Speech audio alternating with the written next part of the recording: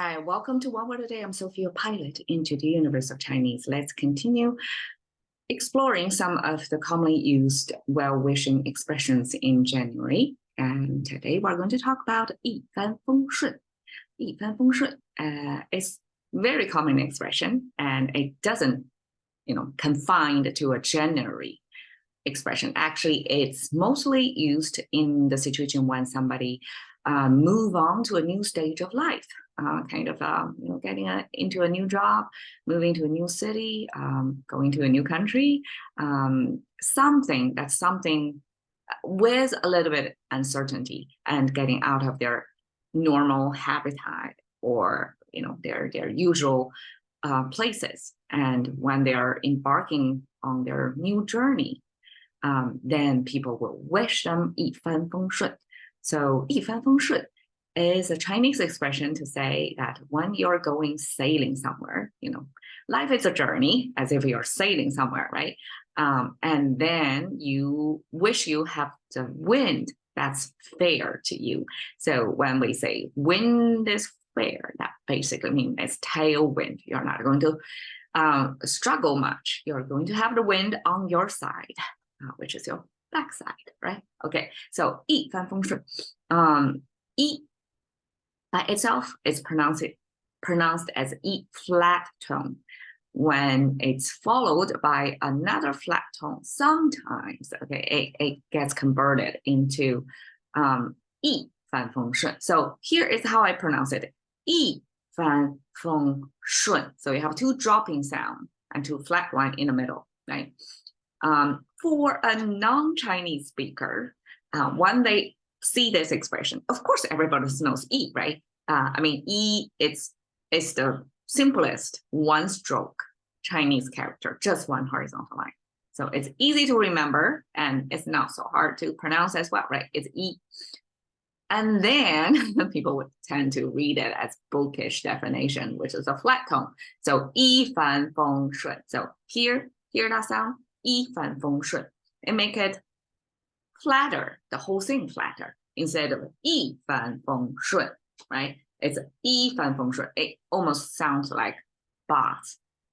So that's how Chinese would detect foreign speakers, because it's not easy to nail it. You have to hear it a lot to become natural to you. Okay, so 一, that's it. 帆 and the 风, you notice they share the same icons, because 帆 is made of horse symbol and wind symbol. So horse moving as if it's as fast as wind. That's Chinese way to say horses galloping, fast horse. And then when we describe a sailing experience, we transfer that horse speed to the sailing speed, and to use that as a sailing. Okay, so 风, let's unpack this. This big question mark looking thing with one horizontal line, that's 帆. And this 帆means, it depicts a pot opening moment. This is some seed inside the pot, and this is a pot itself. And it opens, have the bottom here opening. Okay.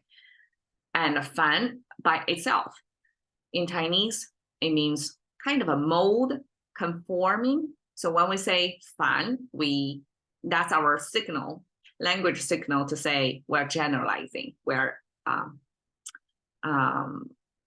make a general statement about some situation, and everything that meet these conditions are going to behave the same way. So that's our generalization, and it came from this mold fitting popping moment. Yes. Okay. So this 帆 have this mold fitting and pot popping two readings here. So the outside can be a shell or a mold, and then the inside can be the thing that's being molded, or is the seed that's being popped. Okay. And then the bottom is the worm symbol. So worm symbol is one of the few Chinese characters that's kind of squiggly. It's hard to define. It's really non-linear. So now if I close my eyes, try to repeat this character, kind of, I'm not exactly sure where to put my strokes down. And I'm pretty sure that's a common human experience back then, because people, when they try to render this, because it's squiggly, people may render it differently. But it's one of the squiggly writings back then that eventually got standardized into more rectangular. So rectangular, like we all know, like draw this. Horizontal, vertical, that's easy to measure. But when it goes its own free form ways, it's harder, right? But back then, still, it was in this wormy, like more physical world depiction, but it's harder to render because it's more realistic. Therefore, it's harder to, right? It's not as abstract yet. And this worm together with, in this case, it's a pot popping, the seed popping moment is the Chinese way to depict wind, because wind was observed back then concurs with the worm coming, like popping out of their hiding place. When the worm's coming out, that's when the spring is here, and that's when the wind starts. And based on that concurrence, language creators put this concurrence, so wind and worm showing, concurring. So instead of depicting some invisible air movement, language creators go for this worm coming out of the ground moment, or popping from their hiding place moment to describe this invisible thing. And I think that's reasonable. And probably wind can be expressed by other like visible ways as well. Maybe there are other things concurring with wind, but this is a Chinese language creators pick. They go for the worm popping. So that's wind. And the sail, it simply is the Chinese experience, land experience with the speed of the horse, as if they are, on the moving as swiftly as wind. And that speed transferred into the sailing experience and use that as sail. So in Chinese, I think just like in English, sail can mean the physical canvas, that's the material for the sail or the structure of the sail, and the sailing experience, the action of sail as well. So Chinese can use this fun, okay, Chinese use fun, this sail means the physical itself. We don't, in this case, English is more versatile. It's noun and verb at the same time, but Chinese use this sail. At least nowadays, in contemporary Chinese using this fun is simply the structure. That's the sail. That's not, we cannot use it as an action word. But I think in the beginning, this transfer of the horse speed to the sailing speed. So both are moving, right? Both are action. Because it's moving, therefore it's a speedy. And then back then it was used to mean the sailing action, and eventually the action dissolved, or that part of the word got lesser used, and then the noun, the sail, the structure of the sail becomes the dominant meaning. Okay, one sail wind fair. Okay, I translate it as fair to describe, okay, it's a fair wind. Because Chinese, when we talk about 顺, oftentimes we say something goes well. It just happened maybe better than I expected. There is little resistance or little mishaps, like things go well. So when things goes well, that's the 顺. Chinese will use this 顺to mean that. And the 顺actually means going in the direction as the water. Okay, we have the water sign. Well, not exactly water. this is a fast-moving water because our regular water sign will have a breakage or interruption on the two sides. So Chinese typical water sign is 5 strokes. The middle is continuation, just like this one, but the two side strokes are interrupted. That to mean, I guess, the most commonly seen water movement in nature, that the middle part goes faster, uninterrupted, the side would be blocked by something, right?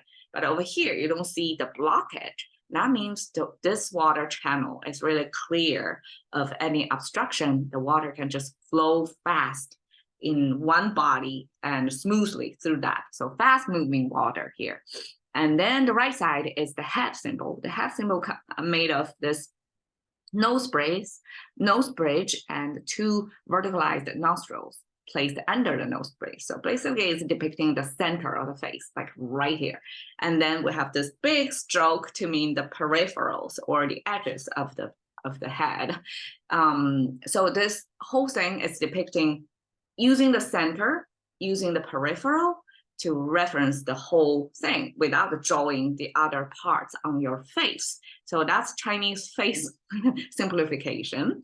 And now it's placed on top of the human body, which is, this is more like the arm of the body, and this is kind of a sitting on the heel, and this part is elongated, exaggerated heel of that figure. So it's kind of like a kneeling position, sitting on the heel, side view, profile view, and place this face on top of that to mean the head.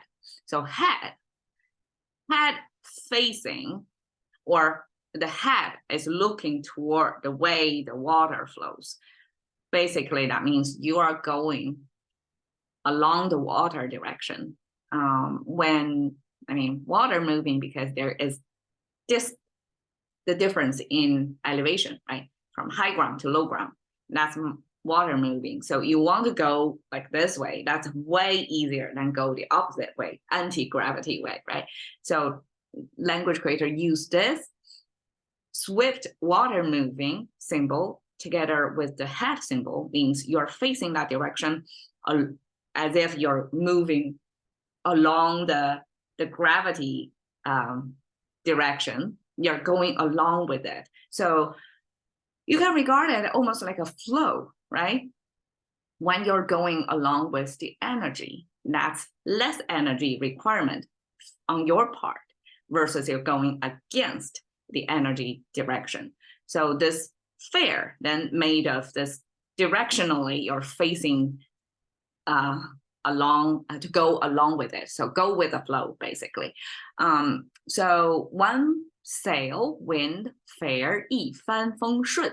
This go with the flow, we're transferring this. I guess it's not exactly transferring, because we're talking about a sailing experience, and over here talking about going with the flow. So it is water, describing both water and the wind act on the sail, right? So sail is something that deals with both water and air.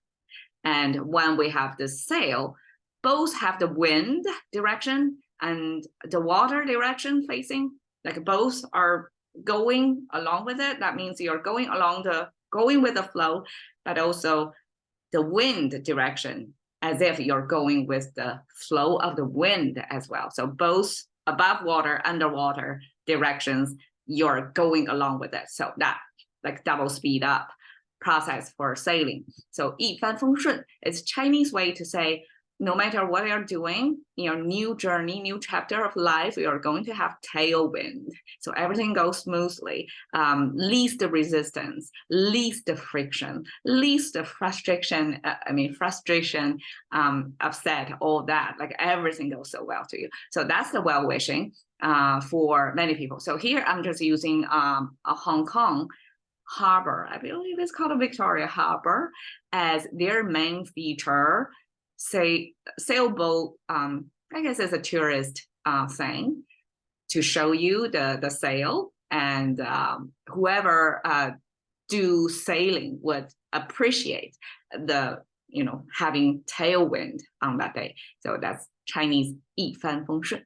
Cashing into the currency of thinking by what would a day with Sophie. See you another day.